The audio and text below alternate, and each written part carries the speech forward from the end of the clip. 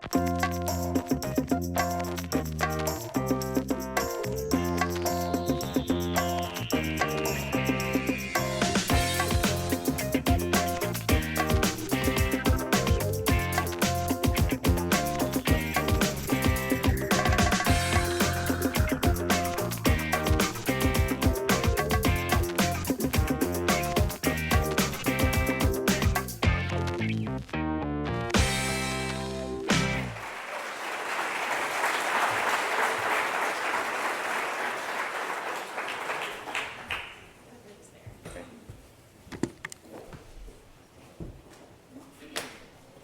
guys, good morning.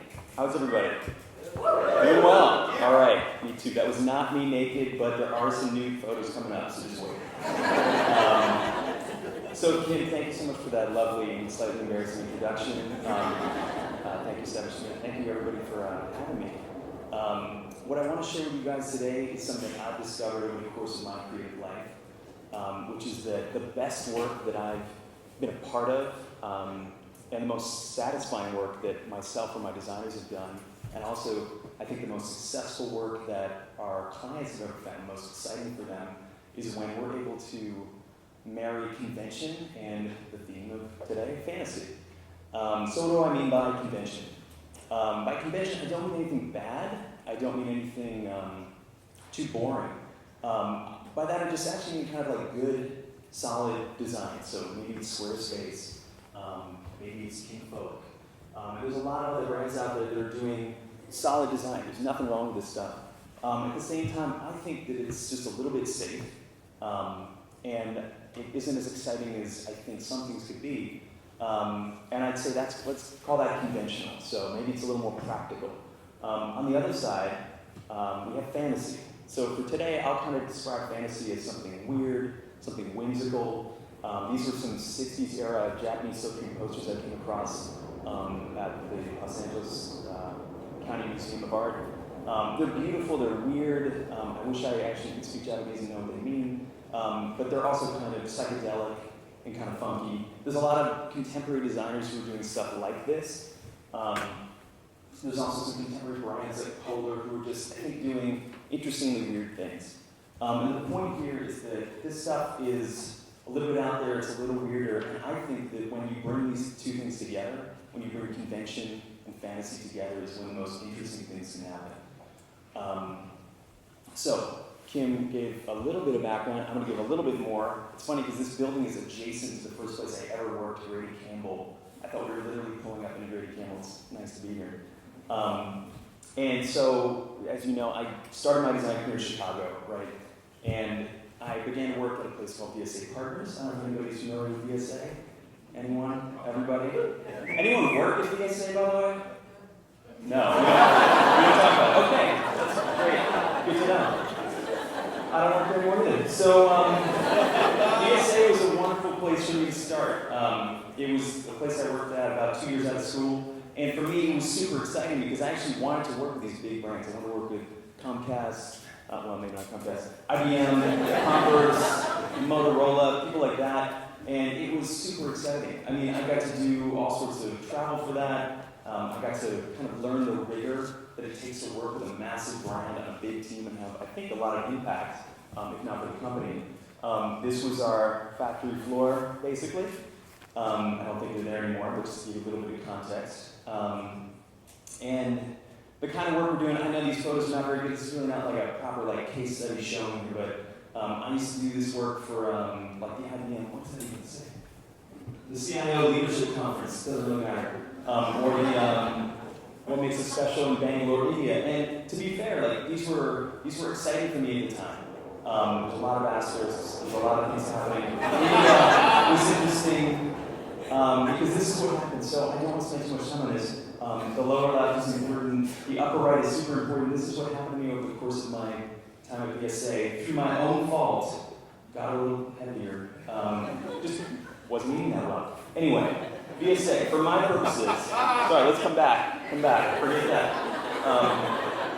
For my purposes, VSA was a great experience because it was actually an opportunity for me to work with big brands, learn a lot about how you do that.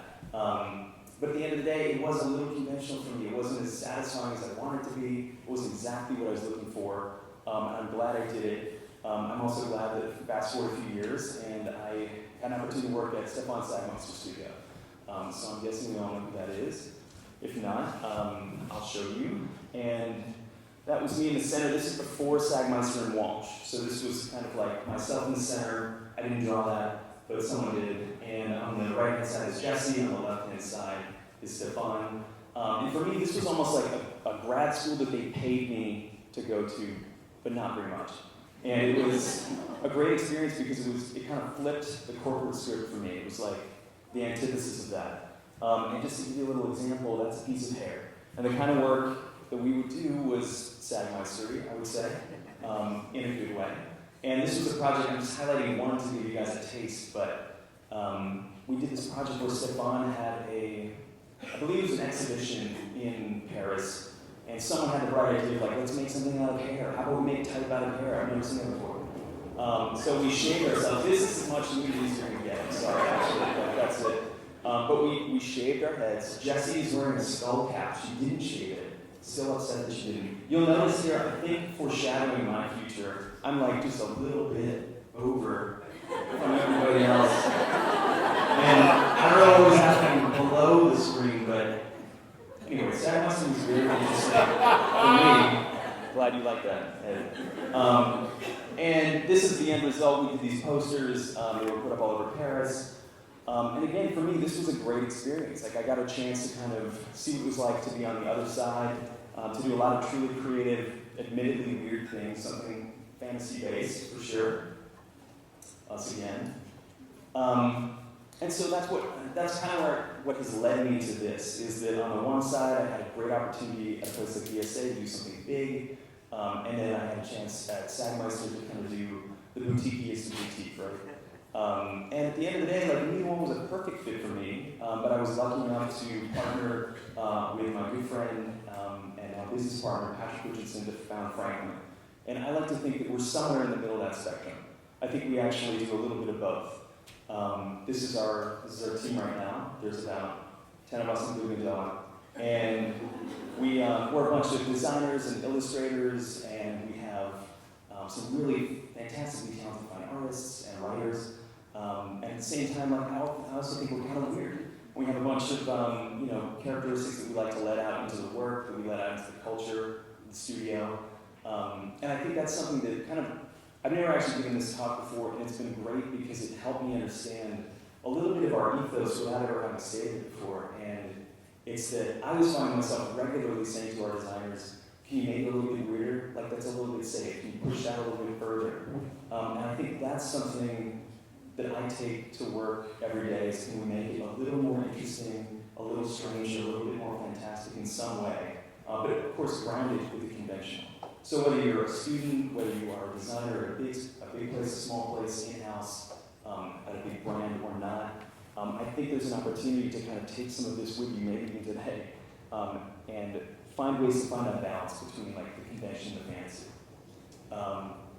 Okay, so let me tell you a couple stories. I just want to show how that has been successful, finding that balance, but also I've failed at it sometimes, and I think I'll let you guys be the judge as to like what is the right balance. But I'm going to give you a couple examples. So one of our big clients right now is Sotheby's. You might know these guys are a little bit fancy, a little bit stodgy, perhaps. They sell a lot of things, everything from gold, dogs, to wine, and certainly real estate, and then art. And that's what we do at Franklin. We help them with a lot of their branding for their contemporary art groups. So they came to us with, I would say, like the most conventional logo mark we've seen in a while, and that's that monogram up there, which is not unattractive, but it's kind of arguably mid-century, modern, sort of basic, maybe even a little balanced. And they said, we need to brand this thing. A.Alfred Tallman was the previous president. He had $500 million worth of art, which was kind of exceptionally wonderful art at that. And we had, in about 5 days, come up with a branding program for him. So all we had was his mark. And in that sense, I think we had locked in on the conventional, right? We had the boring thing. And we had the challenge was how do we make that interesting? So we began to kind of literally kind of tease it apart, pull it apart, and how can we make that just a little more compelling? And I think this was the end solution, was like, let's play that out even further. Like, let's push that as far as we can. And this is kind of the end result, was this pretty expandable, extensible set of typography, which we put on buildings. We went up like 4 floors on our main building in New York. It went all over the inside, kind of big, at times really small. We did things with this book, which looks tiny, but it's enormous, like a piece of a book, it's like a tombstone. And it's beautiful. And I think that's what was great about this project, is even for a kind of a corporate entity like Sotheby's, we were able to, I think, hopefully find that balance between something that's a bit more conventional and a bit more fantastic. And I think the nice thing here was that's the feedback we also got from the client. They're like, you're right, we needed that balance. We needed something else to push it out of like the normal space. So here's another one. I'm not sure if anyone's familiar with BetaWorks, possibly not. They're a venture capital fund and startup incubator in the Meatpacking district in Manhattan. And they do really cool things. They actually, this is their old logo, and they gave Tumblr their first $50,000, so they've done pretty well with that. They have Dig, Instapaper, Giphy, a variety of different brands and products that they have helped kind of create or curate or just built or even bought sometimes. So their challenge was that nobody knew who they were. Everybody knew who their products were and who the companies were. But the logo itself, which I'm going to zoom in on here, was created by the founder in PowerPoint, arguably pretty ugly, looks like a coffee stain or something pretty atrocious. But the original inspiration for it was this thing called the analytical engine, which, without nerding out too much, it's Charles Babbage's initial rendering of what a computer system could be, not built when he actually designed it. But it's, if you're a tech nerd or not, you might know what that is. I did not. But so that was the challenge, was how do we actually create something that pays back to, they asked us, how do you make something that continues to pay back to this engine thing, but modernize us and like bring the brand to life? So what we did is, as we normally do, frankly, we kind of go back into our hole, generate a bunch of stuff, and this is kind of like a mix of the things that we've done. And then we share things, of course, with the client, kind of like a curated set of directions. And in this case, we came up with this idea that we loved, and in the end they did too. And the idea was like zoom in on that diagram, break down the component parts, and then rebuild it as kind of a custom typeface. I don't know if you can see that, but it's we began to build a custom typeface, and that actually was the presentation. We're like, here you go, we nailed it. It's a little bit abstract, but at least we don't have to look at a weird like gear thing anymore. And they liked it. They're like, that's great. It looks really good. Nice font, thank you for doing that. Can you please still make us a logo? So we were like, yeah, I guess. And so they're like, tell you what, make us some gears. And we're like, God damn it, that's the last thing we're going to do. Get away from these stupid gears. And arguably, like, these are big attractive gears. Like, if you're going to make a gear, I think you could do worse. But this is what we did. So we went back into the hole, began to design the gears, and then realized that, you know what, it wasn't working that well. And one of our interns at the time, Kevin, a sweet man, was like, hey guys, how about we fold up the letters? And we're like, Kevin, that doesn't make any sense. Why would you do that? And actually, he's like, just let me try it. And we said, fine, go for it. And he did, and he began to do exactly that. And what initially looked kind of disgusting and ugly, like slowly became something kind of beautiful, although depending on your perspective, that might not be true. And you know, we tested it, we printed it, we produced it, we said, could this actually even be a logo? It looks like a tangled mess. And in the end, I think we actually did create exactly what was right for them. We had to kind of fight for it, but this is the final mark, which is actually the word BetaWorks. If you break down the individual letter forms, it builds it back up. And you can't really read BetaWorks in there, but all the pieces are there. So for us, like, this was that solution. This was that mix of like the conventional and the super weird. And we didn't have to kind of argue them around to it. They're like, that thing looks kind of disgusting. Why did you do that? But over time, they kind of warmed up to it. And I think the end result was something that we loved, and it became part of a huge system. And for them, they are a bunch of weirdos. Like, they just weren't accepting it. And the more we talked about it, the more we talked to them, like, the more they bought into it, the more they understood that it was right for them. So we made a lot of different applications, things like this. And then the last part of this story is just this stuff, which was on a total whim. I don't don't know why we even did this, but at some point we decided, how about we put this thing on someone's face and see what happens? This is my favorite part. I love this thing, and it's kind of useless, but what they've done with it now is make it into a software, like a little piece of software, that when you come into BetaWorks, when you check in, you get beta worked, basically. And then you get this, and you can do whatever you want with it. You get it as like a digital print, or you can share it or something like that. So this is just an instance where like, there's no rationale for this. Like, there's no brand strategy behind that. It's just us having fun, us being playful, us kind of like reaching out to the ether and finding something we thought was interesting and sharing it. And that's kind of where this one landed. So those are instances where this stuff has worked out, like where we've been able to find that balance. At the same time, we don't always do it. Like, we don't always do it right. One client of ours that is in progress, I'm not going to share too much. It's called Cedar. They're a healthcare technology company. And this one, we had, I don't know if you can see, but there's like a horizontal bar across it. It was this deep rationale behind like, why are we breaking this thing? The horizon line was something around transparency and honesty. And the end result was like this collection of things. And as I hope you can tell, maybe you can tell, there's nothing wrong with it, but it falls kind of flat. Like, it doesn't have much heart and soul. And not that a technology healthcare company needs to. But even with this, I don't think it really went far enough. And the client more or less told us as much. They said, you guys didn't really push this enough. It doesn't look like you did it, like you cared about it enough. And I think that was true. I don't think we actually got this one right. We ended up going in a different direction. I share this one just as a kind of counterpoint to something that maybe we go too far.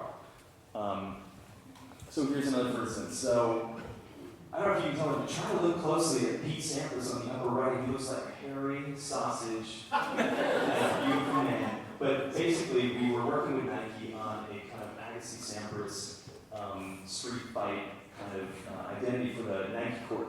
The US Open in 2015, this is Nike's tennis brand.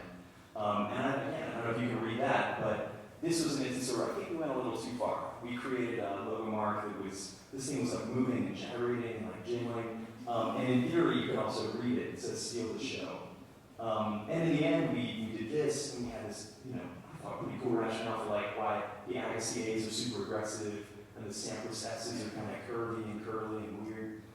And then we kind of mash it up into this like visual vomit, basically, which, again, I'm a little bit excited about it. At the same time, the feedback from the client was like, what the fuck did you do? Who told you? So like ease off the accelerator, like just come back towards safe.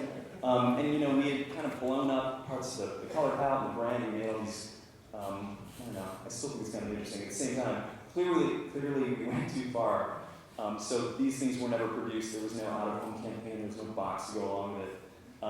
And I just want to call attention to that because that's an instance where we went a little too far. So between these two brands, between Cedar and Nike, I just want to show examples where we didn't find that balance between convention and fantasy. At the same time, the next story I want to tell, and actually kind of the last one, is about one that's pretty dear to my heart. It is a brand and client and friend, I suppose, called Mars Brewing. Yeah, lay it out. Love it. Anyway, I kind of think this photo sums it up in a way. It's like a scrappy underdog, a little messy, nicely branded, but a little bit grungy.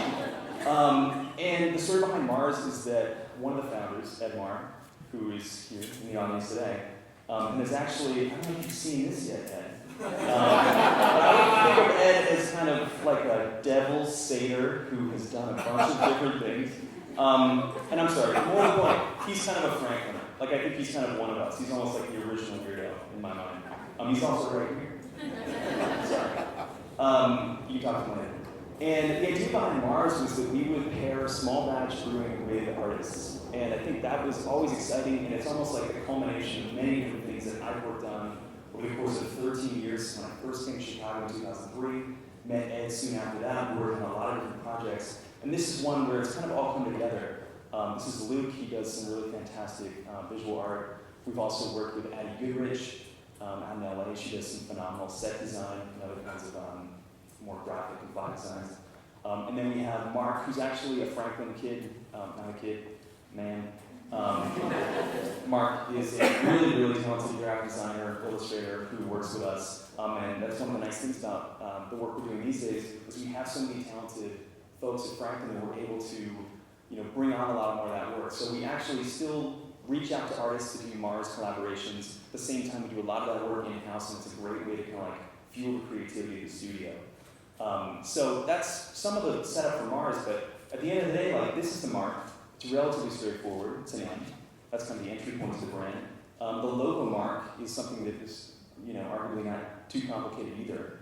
But the whole premise behind this was the system was always going to be something where we have a very straightforward, kind of grounding, almost conventional kind of brand mark, logo type, a super simple approach to typography and color, and then a couple weird illustrations. There's always going to be a few weird ones. But the idea is that we use this system as kind of like the baseline. And then we would layer the weird on top of it. We would layer the fantasy, the artwork, the other things on top of it. So, what better way to do that than in the form of a label? I think it's like a classic design challenge. You have your constants, you have your variables. In this case, the constants are the brand mark, the actual typography and the words. And then the variables are the actual like art, the labels, things like that. So over the course of our time so far, we've probably created about almost 30 different types of labels and beers. We always try to make them really different. Like, I love the eclectic mix that we're able to create. I love that the aesthetic still kind of holds together under the Mars brand, but it's pretty weird like once you get in there. And I love the fact that we're actually providing opportunities for artists across the entire spectrum. Here's a few of these bottles in action. And we also built out this kind of larger brand world that hopefully, again, like holds together, but it can be really weird. I mean, we can do, like, we have people do tattoos, we do all sorts of the more standard stuff like posters and websites and things like that. But there's a lot of other opportunities, and we are excited to kind of keep working with them. One of the more recent things we've begun to do some more digital work where we're just experimenting, really, we're just playing. And it's a great way for us to, again, kind of create some of that psychedelic stuff you even saw in those early Japanese prints. And so for us, I think we just love to continue kind of pushing where the Mars brand can go. This is the team, or at least some of the Mars team. And as we kind of move towards the next steps, for Mars is a brewery opening in Bridgeport, hopefully next year, should be. And we have not truly begun the project, we've begun to think about it a little bit. So if you imagine kind of Mars as, this is a brewery, perhaps this is a conventional approach. This might be going a little too far, I'm not sure, but Ed, I know you haven't seen this yet either. But what if we did this? What if we did it? Look at that, it's a beautiful unicorn with you on a head, I imagine like 40 feet, glowing, fireworks, always. And rebuild the Epcot Center right behind it. Anyway, that might be going a little bit too far. Or not.